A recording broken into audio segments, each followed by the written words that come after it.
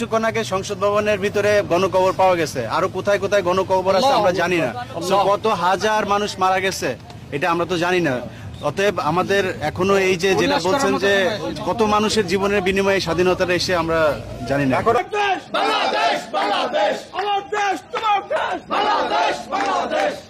দিল্লি না ঢাকা, ঢাকা ঢাকা, দিল্লি না ঢাকা, ঢাকা ঢাকা, দিল্লি না ঢাকা, ঢাকা ভাই একটু মিনিট থামেন, আমরা একটু বক্তৃতা করি আবার স্লোগান দিই। আমরা এখন আসল মুক্তিযোদ্ধা, রাজাকার পালাইছে। 24 সালের মুক্তিযুদ্ধ ভাইরা সবাইকে আবারও ঈদ মোবারক।